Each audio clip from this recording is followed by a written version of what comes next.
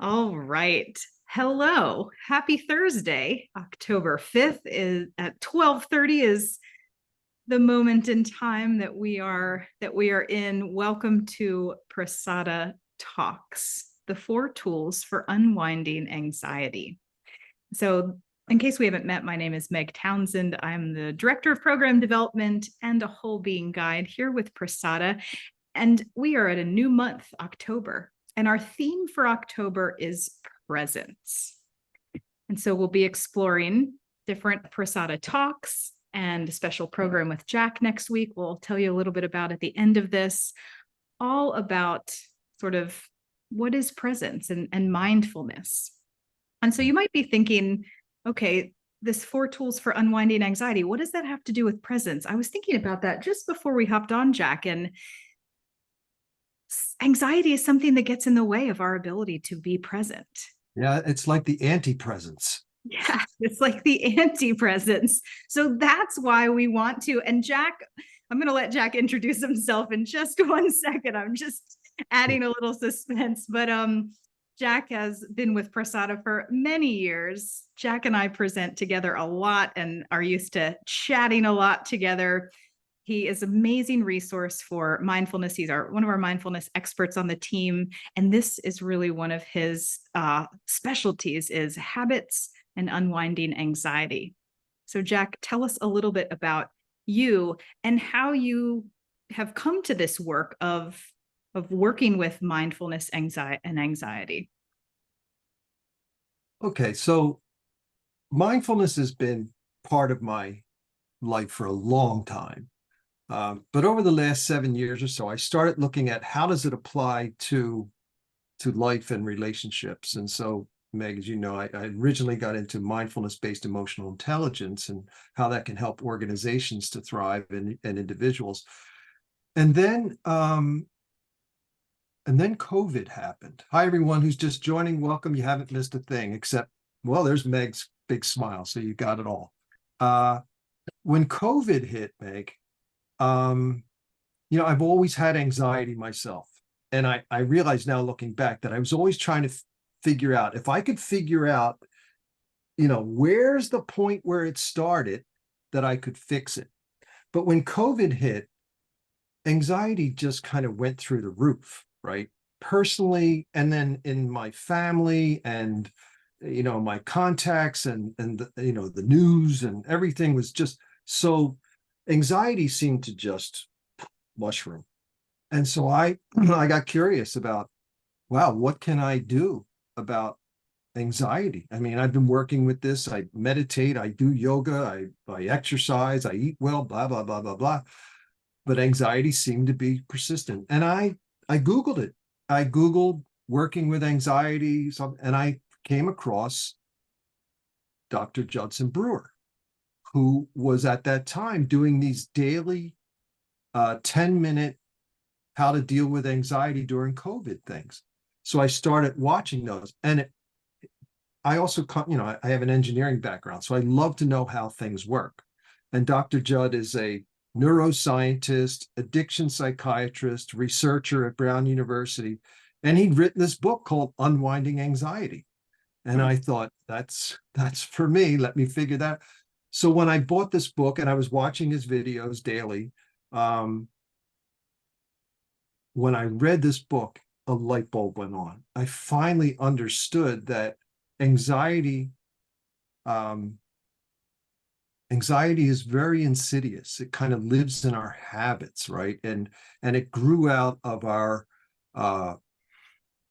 it grows out of fear, but fear without any resolution. And I'll get into that in a minute. So during COVID, I started reading this book and really took to it. And then I found out that he was doing a training for people to work with this more in depth. And he created an app. He did a research on how to use mobile devices to use as a teaching tool. So he created an app called Unwinding Anxiety, which is a 30-day program, about 10 to 15 minutes a day, where he teaches mindfulness and about anxiety and about habits. So I started doing that. And I signed up for this training. And it really revolutionized my experience of anxiety. and has really helped me over the last year and a half to to notice my anxiety and notice how it doesn't have to be a reaction for me. Mm. And gradually, over time, I see now things that used to get me anxious, I nip them in the bud. And not all of them, anxiety is a part of life. There's just the way it is. But sometimes our reaction to anxiety makes it worse. So Mm. that's where I began. They say that all research is me search. That's what it was. I was trying to figure out, what do I do about this anxiety? And welcome to everyone who's just joining. Thank you, Jack. Yeah, I always like to just sort of get a sense of like where people are coming from in this topic. And I love that you have not just like the training and the knowledge, but the embodied practice, which to me is wisdom, right? We can Yes. learn, and consume just by listening, but it's when we're actually practicing taking action that Yep. just becomes more of a part of ourselves. Yep. Um, And that's it. And that's really, it's been a year and a half, and I realize it's taken time. And I work with a couple of people on Thursday nights. We all work on this together on Zoom. It takes time to develop this ability, but it genuinely works. So that's and why something that struck me when 2 years ago, when you started learning about this and we started just talking about this in different meetings and such, that was intrigued me and that I would love to understand, because I think this is sort of the foundation for learning these tools, then these 4 tools that we'll talk about today, is that anxiety is a habit. That kind of made my anxiety can be a habit, right? And yeah, that made my yeah. brain explode when you first told me that. I'm like, what? So tell us a little bit more about that, because I know we're going to talk about that in these 4 tools. Well, I mean, really, that's a great launching pad for the full 4 tools, because the first tool for unwinding anxiety is to look in the Homo sapiens user manual and understand how our brains work, how they create habits, and how we've evolved, how our brain has evolved. So, briefly, our brain has 2 parts. So, what we need to know is how our brain sets us up for habits, and what, evolutionarily speaking, how that developed, and then how anxiety grew out of that as we evolved as Homo sapiens. So the first part to know is that we have 2 brains, really. We have our old brain, with like our primitive brain, and then we have a new brain, neuroscientists call it the prefrontal cortex, and that developed about 1 million or so years ago. They said 1.5 million. And so the difference is that the mammalian brain was more about survival, right? So our ancient ancestors, they would see a tiger. They'd know that they'd get the fear of becoming the meal for that tiger. So their behavior would be run away and live for another day, right? So our brain made this a very simple mechanism. It's an environmental cue or a trigger, see a tiger, have that fear, then a behavior, so trigger behavior. So then we run away, and the reward is we stayed alive. Mm-hmm. And so it's a very simple mechanism. And the fear is an adaptive, um, it's an adaptive mechanism for us. Fear is not a bad thing. It's what helped us to survive. It teaches us to avoid dangerous situations, like stepping off the curb and a bus zooms by. Immediately, you jump back, and your adrenaline is up. So fear has helped us to survive. And then, so we have that basic mechanism still, fight, flight, that whole thing. So that's still present completely and well developed. I mean, millions of years of development. And then we developed this other thing, this PFC, that helps us to plan, It helps us to envision alternatives and strategize, and that's the PFC. And that was working in conjunction with the old brain was what allowed us to really zoom ahead, right? As we would say, okay, I know that tiger lives over there.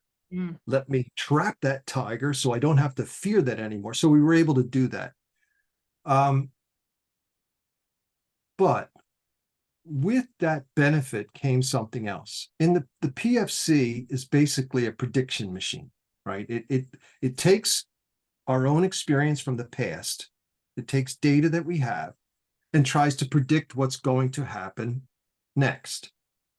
And when it works, it's great. However, and this is where we get to the modern world, if information is lacking, so during COVID, there was so much unknown, right? If information is lacking, our PFC continues to do what it does, which is problem solving or prediction. And it starts to spin out different versions of what might happen to help us. And underneath is this substrate of fear, right, during COVID. And now our PFC is churning out all this stuff, and it spins out of control without data, and voila, you have anxiety, because it just continues to stoke the fear because there's no answer. There's been no answer to it. So anxiety is born when our thinking, rational, planning brain, the PFC, doesn't have enough information to predict the future. So fear is good, adaptive mechanism, helps us survive. Anxiety, maladaptive, our thinking and planning brain spins out of control. So fear does not equal anxiety. Fear plus uncertainty equals anxiety. So when we know how the machine is working up there, and we see and we can become aware that I'm facing uncertainty right now, and that's spinning me out, we can pause. And so that leads us to the second tool of dealing with anxiety. Any questions on that, Meg? I think, and also if you're here live with us in the chat, if you have questions that pop up as we move along, please throw those in the chat, and we will, don't you get distracted by the chat though. I'll keep a running eye on it. But Right. No questions, but really just like this remembrance of like anxiety is this feeling of like worry within that uncertainty. I like that you be clear the uncertainty, worry, nervousness, dis-ease. Yeah, exactly. That's the definition in the dictionary. It's a feeling of nervousness, worry, or unease about an imminent event that has an uncertain outcome. Now, if you think about it, that pretty much applies to everything. That's what I'm thinking. I'm like, it's basically most of the life and the day. Like there's certain things we can predict happen in our day, but not much. And usually there are many wrenches that are thrown in the path. Right. And because we have access to tons and tons and tons of information that often is posed by media as questions without answers, uncertainty abounds these days, and we get drawn into it even unconsciously. So it's that, and the important word is it's a feeling. It's a feeling of nervousness, unease, because we'll get to worry, which is actually a mental behavior. It's a reaction to this feeling. But the first thing that has to happen, Meg, is this is where mindfulness comes in. So as we were talking about yesterday, Meg, but mindfulness practice is like developing a muscle so that in present moment you can be aware. And that's the first thing that happens with unwinding anxiety. So we know how our brain works. We know that uncertainty breeds anxiety. When we can wake up in the moment, we can recognize that I've been, I had this last week, cruising for most of the day with this edginess, right? And I was on autopilot. I had things to get done. And at one point I just kind of woke up and said, wow, I'm really stressed today. anxiety has been kind of under the surface of everything I've done. And yet nothing was genuinely that hard to do. I realized that some uncertainty was going on. And so the first tool is this awareness. And Dr. Judd calls it first gear. It's the first thing you got to notice is I'm anxious. And then that's where the mindfulness comes in. Now we can apply some curiosity rather than just continuing to respond and rebound and to anxiety and make it go away. And somehow we can pause and we can say, well, I'm anxious. Which like breaks the loop, right? That instead of being stuck in the spinning sort of mind, this pause and just this simple sort of acknowledgement of like, I am anxious right now, gives you more options. Well, yes. First of all, I'm anxious right now. Anxiety happens. It's how we respond to it that is important here. Okay. So anxiety happens because the PFC doesn't have enough data. So we do get anxious. However, it can get to be such an uncomfortable feeling that we try to do other things to make it go away. And that doesn't do anything more than just give us temporary relief, but keeps the anxiety loop going. So when we can pause and say, ooh, wow, I'm really anxious right now. I wonder what's going on. In this Unwinding Anxiety program, we talk about mapping our habit loops. So what's the trigger? What's the behavior? What's the reward? So you can start to think about what triggered this anxiety. I wonder what got me going here. And you might be able to identify it. You might be able to say, oh yeah, I got that news this morning that, my cousin is not doing well or whatever. And maybe you start spinning out on the uncertainty of how that's going to turn out for them. And so you get to know what triggers your habitual anxiety. But it can become, trying to find the trigger sometimes doesn't work because it could be something much more subtle or habitual. And that's so what I was wondering. Like, am I totally like out of luck if I can't find the source? Because sometimes you can just, as you said, feel that low grade, but you try to map it and you're like, I cannot find the source of this anxiety. So, well, if you think about it, you're adding more uncertainty, right? yeah. So if you spend all this time thinking, wonder what triggered this, and this is what I used to do. I used to wonder why did I do this? It just continues the habit loop of anxiety. So we can't get hung up on the trigger. Okay. I mean, it'd be great if we could see it, but it's not the most important part of using our understanding of habit loops and how our brain responds to uncertainty and fear. The most important part of first gear is becoming aware that you're anxious. Okay. Just doing that. So from there, so this is where we bring in how our brain creates habits. So for me, like anxiety, I can see it as a habit because there may be big things in my life that have uncertainty and I have anxiety about it, and it's important stuff. But what I've seen also is that it's become habitual for me in that I think of small things like, oh, I got to get to the pet store today to get food. And rather than just dropping it there, some little churning of anxiety begins. And I've come to see that, whenever I have something that I have to get done, somehow I bring my old friend anxiety along with me. Why do I do that? And so this leads us to the third tool. So we have knowledge of how this brain and body work. The second is we have awareness. We have mindfulness. We recognize I'm anxious. Now we get into asking ourselves, this is where we begin to break the habit.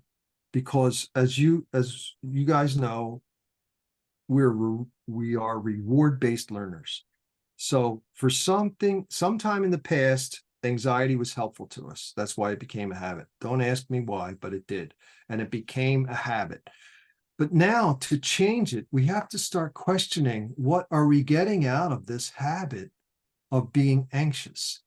So this is where the rubber meets the road for changing habits and behavior using a mindfulness approach. So we begin to look at, okay, I got triggered. I might know or I might not know. I started to get anxious. What is that actually doing for me? What am I actually getting out of this reaction? And so we may think about that and notice, well, let's see, I'm getting a quicker heart rate. I'm getting edgy. I'm getting irritable. I mean, all kinds of things come out of anxiety that are unpleasant for us. So we can start to say, okay, I don't get much out of it. It makes me edgy, and I just insulted my friend and whatever because I'm edgy right now. So that's sort of the mental behavior part of it. We also have to look at what's happening in our body right now, right? So anxiety is a feeling of nervousness, unease, worry, right? So that feeling is so it's happening in the body. So it can be very helpful to when you notice, when you wake up, first gear, I see that I'm anxious. Second gear, you can start to say, what am I getting out of this? And then you can say, what am I feeling in my body right now? So it might be like, wow, I'm feeling wow, look at my shoulders, I'm really tense. Or I find I grip my hands or I get tense in my hands. And so I start to notice symptoms in the body of this. And maybe I have an opportunity to just, well, do a little movement or something, right, May? And just loosen up the hands or loosen up the shoulders a little bit. So what we do is we zoom in on what is the result of this behavior. And as always, we can't judge ourselves. It requires a level of self-respect and curiosity and self-kindness to work with ourselves, because we can't beat ourselves up for anxiety. It is a human condition that we've developed that has just become maladaptive as our brains try and cope with a world that is evolving faster than our brains are. Mm. So once we bring awareness, this is the key. This is the thing that really got me. Because I used to think I have to do something, right? I got to do something. What am I going to do? Because that's what's happening in your brain. It's saying, do something. I don't have enough information. And so there are many things that we can do, right? We can eat something, we can drink something, we can, all kinds of things that we can do to try and make that thing go away. But here's the cool thing. Once we begin to notice that this is not benefiting us, then our brain begins to downgrade it as a viable response to whatever the condition is. And the brain itself, and the research shows it takes about 30 instances of us doing this, the brain really downgrades it as a response. So that's the key. But now our brain is often still saying, do something. Yeah. And so the final bit, do you have a question, Meg? Because I know we're getting near time. So I know. I just had a thought of and yes, we're nearing the end, but this isn't the end, because next week Jack has sort of the next phase of this and more action steps. So if we leave you wanting more, we'll give you more next week. Jack will give you more next week. But I just kind of had this aha moment of this, phase 3, which is this reflection. What is this behavior actually doing with me? And this, you said, this sort of constant recognition of this is not value. This isn't doing anything for me. This isn't valuable.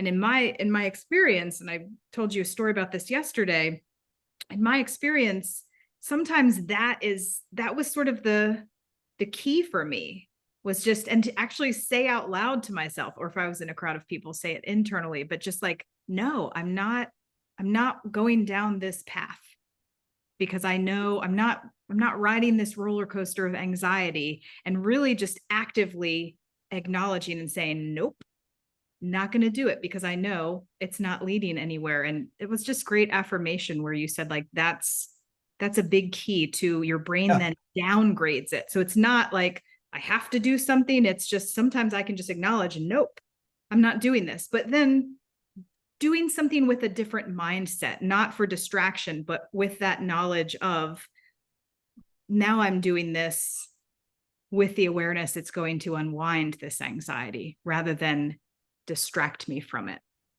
Am I on the Well, right here? yeah, you are, but the important part is the disenchantment. So when we see our own behavior and we recognize it for what it is, oh, my brain's spinning out because there's uncertainty, I'm a little triggered here. Once we see it and we start to become disenchanted with our own response. So I get disenchanted now with being anxious about going to the pet store, right? Why am I anxious? So now I don't get anxious going to the pet store. But before I was like, wow, it's just a bad habit that I get anxious about things. So the disenchantment is really important. That's what allows our brain to say, you know what? I don't think this works for me anymore. Hmm. And the more we do that, eventually we can break any habit using this method, whether it's binge eating or smoking cigarettes or whatever. We can break our habits through this process of awareness, disenchantment, and then finally having a bigger, better offer. So what is that? So we're anxious, right? So have you ever seen an animal after they've had like some kind of scare? They shake their whole body, right? You ever see a dog shake from head to tail, or they just, and it's a way of getting it out of the body. And so we need to have our own bigger, better offer for when we're feeling that way. Now, of course, if you're in a meeting, you can't just start shaking your body. I mean, that's kind of strange, but we can build these bigger, better offers in small ways. And what I mean by that is we can have moments that are positive. We can be curious. That's a very positive thing. We can draw up something that we're grateful for. We can do physical exercise. We can take a walk. We can do yoga. All these small, there's one that Dr. Judd teaches in the app. It's just 5-finger breathing. It's just pausing. And when you go up the finger, you breathe in. And when you go down the finger, you breathe out. When you go up the finger, you breathe in. And what does that do? It gives our PFC a chance to come back online. It begins to calm the body, right? And so we have bigger, better offers than going down the same old road. So these small whole being practices that we do are imbued with self-acceptance, self-understanding, self-respect, courage, and a long list of strengths and virtues. And that's what our brain now begins to associate with that trigger and behavior. Mm-hmm. Now we have a new behavior that has a much better reward. And so over time, we supplement, or supplant is the better word, the old behavior with a new behavior that has a better reward. And that's how this, over time, and not much time. That's the amazing thing in the research. It doesn't take too much time. We can undo and unwind our habit of anxiety. Mm-hmm. Oh my gosh, we could talk for an hour more. Yeah. Probably. Are there any questions, Meg?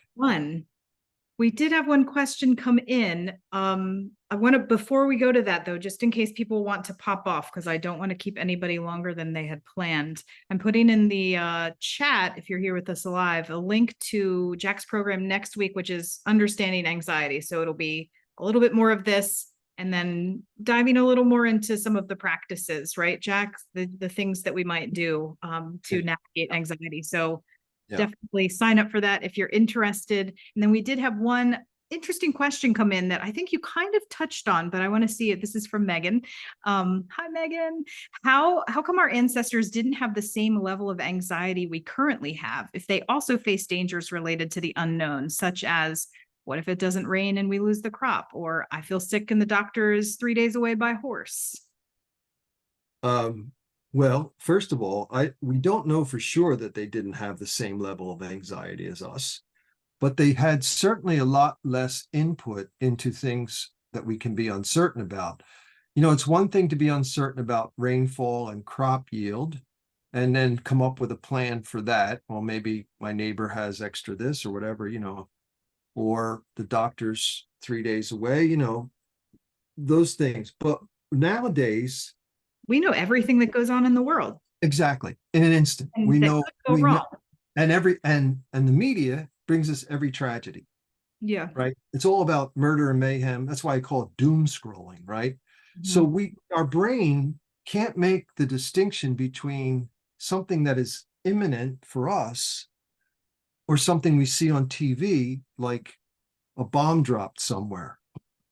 So our body is constantly getting this uncertainty, on top of COVID, there's war and there's, violence and I don't need to go into all that, but you know what I'm saying? There's much more to keep us anxious. That's the thing. That's how it becomes a habit. So we have anxiety about no crop, Yeah. right? They didn't have a TV to turn on and now get anxious about something that's happening in Washington, D.C. or, Yeah. or Paris, France or Beijing or, wherever. And we do get anxious. If you watch yourself watching the news, you get tight. It happens. So I think it's the predominance of uncertainty these days. Yeah. There's much more uncertainty. That makes sense. That was our one question that came in. That was a good question. Right. Yeah, good question. Yeah. Thank you, Jack, for your time, your wisdom. Thank you all for your presence coming in. So we will hopefully see you next week. And if you're interested in more, Meg and I are in the works. We're looking at doing a 30-day unwinding anxiety challenge, but it's just beginning. We're just talking about it. So we'd love to hear if you're interested. I'm Jack at prasadawholebeing.com. Meg at prasadawholebeing.com. Love to hear from you. And if you have any questions, feel free to reach out. And next week, I'll go into it a little more about the bigger, better offer stuff. Cool. All right. Thank you all so much. Until our paths cross again, please be well. And we'll see you again soon. See you, everyone. Take care, everybody. Okay. All right, Guy. I see it.